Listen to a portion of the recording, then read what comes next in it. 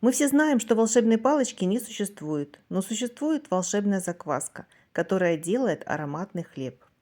Я рассказываю вам о том, как сделать вот такой прекрасный ароматный хлеб. Хочу, чтобы вы понимали процессы, которые происходили. Пеку хлеб на обычной кухне. А кроме хлеба на закваске можно сделать еще и вкусный напиток, блинчики или оладушки. Весь этот хлеб сделан на закваске. Однако вы, если вы не планируете делать закваску, все то же самое можете испечь на дрожжах. Я всегда в рецептах дублирую количество дрожжей, которое вам будет необходимо.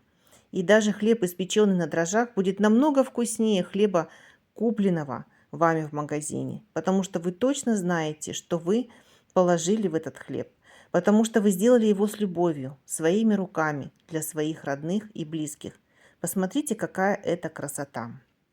Сегодня я хочу показать вам, как закваска делает из обычной муки и воды тесто для хлеба. О том, как сделать закваску, вы можете посмотреть на моем канале, уже есть видео. Заходите в чат канала, и там можно спросить совета у таких же людей, которые недавно еще ничего абсолютно не знали о выпечке хлеба, а сегодня пекут ароматный, великолепный, прекрасный хлеб. Я всегда помогу вам советом и всегда расскажу вам, направлю вашу руку.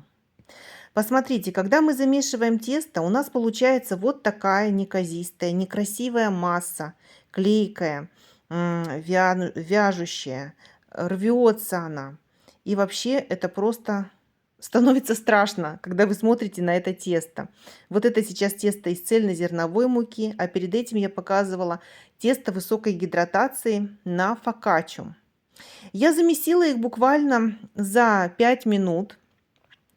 И через 2 часа у нас получается вот такое тесто. Посмотрите, как оно изменилось. А сейчас вот это тесто из цельнозерновой муки у меня уже готово к тому, чтобы его сформовать и затем выпекать. Либо убрать в холодильник на холодную ферментацию. Что такое холодная ферментация, я тоже вам обязательно расскажу. Вообще вы узнаете много интересного о хлебе, который можно сделать очень полезным для нас. Итак, вот это вот тесто, которое только недавно клеилось, посмотрите, как оно эластично сползает со стенок чаши и тянутся такие ниточки. Вот эти ниточки и есть глютеновые волокна, которые мы с вами развиваем, чтобы сделать из обычного теста хлеб. Посмотрите, как стало тянуться, вытягиваться тесто. Этот процесс, который прошел в тесте, называется аутолизом. И аутолиз проходит именно с участием полезной вкусной закваски. Второе тесто высокой гидратации. Посмотрите, вот здесь еще лучше видно белковые волокна, вот эти, которые расслабились, которые образовались в тесте при помощи закваски. Вот это вот тянутся именно вот эти глютеновые волокна. Это у меня тесто на пшеничной закваске для фокаччи. Тесто жидкое, но при этом из него получится великолепный хлеб. Оно в результате будет не липкое. Его мы также вытягиваем и складываем для того, чтобы укрепить структуру этого теста. Я показывала, какое оно было липкое, непослушное, и сейчас я покажу, насколько оно стало эластичным. Это все работа закваски. Мы с вами не принимали участие в этом процессе. Мы его оставили на столе. Я его оставила на столе на 2 часа, на 3 часа, в зависимости от той температуры, которая у вас на кухне. И вот посмотрите результат. Вот такая эластичная структура теста, из которого получится нежнейший ароматный хлеб. Сейчас это тесто также готово.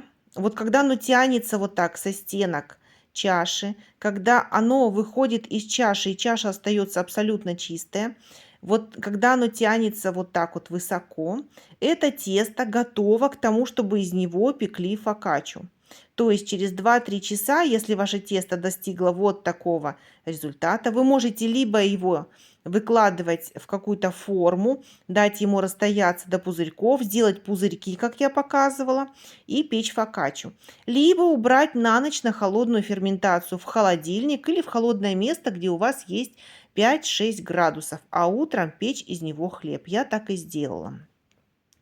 Перед этим я еще немного буду укреплять клейковину этого теста, потому что у меня мука с низким содержанием белка. Об этом мы тоже неоднократно с вами разговаривали и еще будем разговаривать на прямом эфире, почему важно знать, какое содержание белка в вашей муке, потому что от этого зависит то количество воды, которое мы можем добавить в тесте, и процессы, по которым мы будем делать хлеб.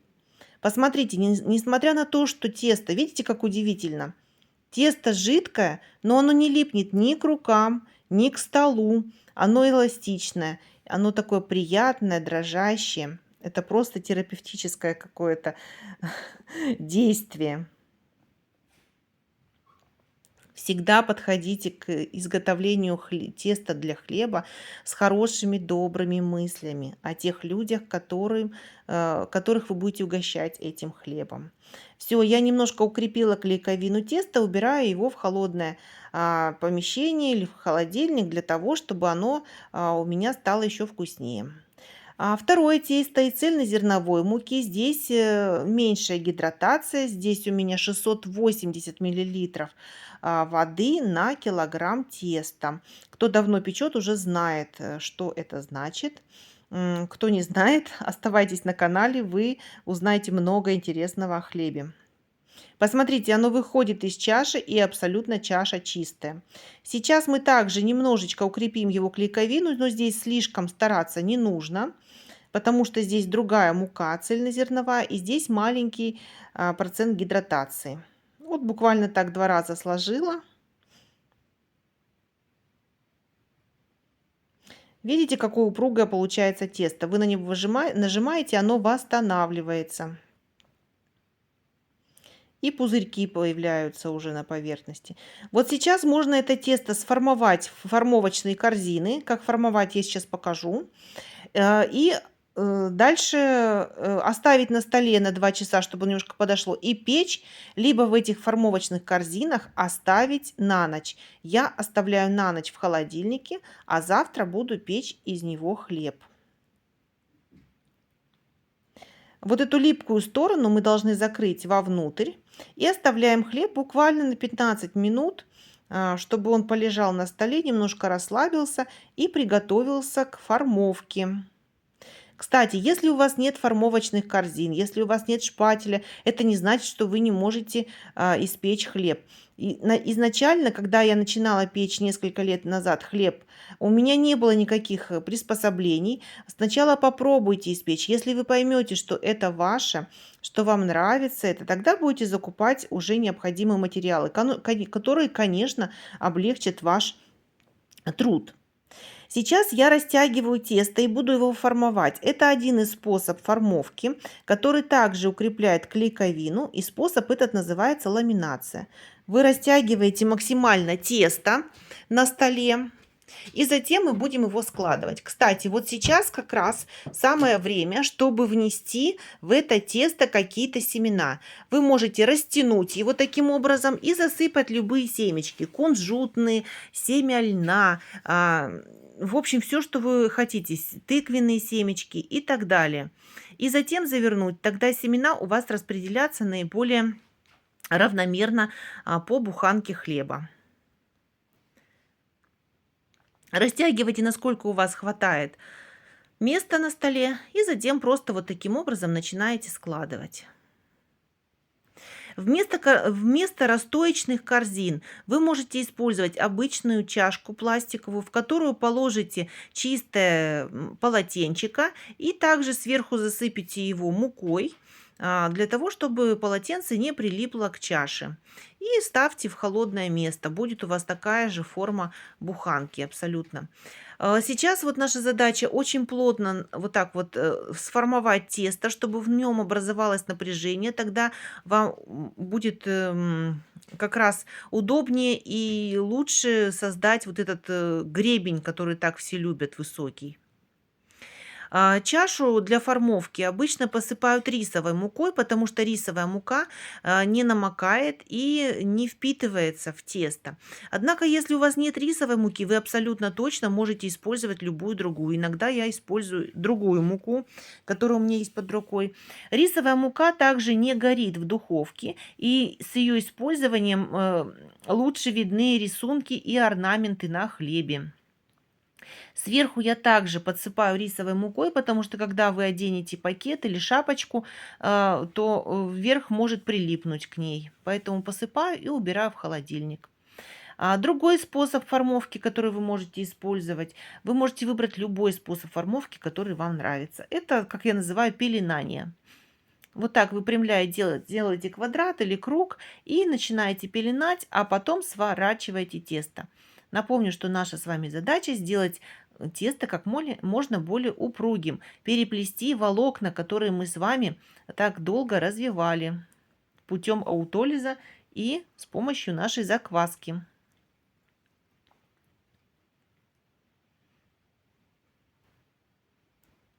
Вторую буханку я буду выкладывать без рубашечки, то есть чтобы она у меня была такая вот полосатенькая. Также посыпаю тщательно и ставлю на холодную ферментацию. Я предпочитаю ставить на холодную ферментацию в случае, если мне не нужен хлеб очень срочно. Если вам нужен хлеб срочно, вот в этой корзине оставьте его на 2 часа на столе, он немножко поднимется, расстоится и можно его выпекать. На утро вот такая у меня получилась буханочка. Я буду ее сейчас надрезать, делать орнамент. Обычно я не люблю ускоренные съемки, когда я делаю орнаменты, но вот по поводу красоты на хлебе я сделаю отдельное видео, поэтому сейчас просто посмотрите, как это делается, какие возможности. И потом мы будем изучать все эти с вами орнаменты отдельно, как их лучше сделать. Выпекаю я под колпаком. Об этом я тоже рассказываю, для чего это нужно, чтобы сохранить влагу, их была хрустящая, нежная корочка. Когда пишу рецепты, всегда прописываю тепловые режимы, при которых выпекается хлеб.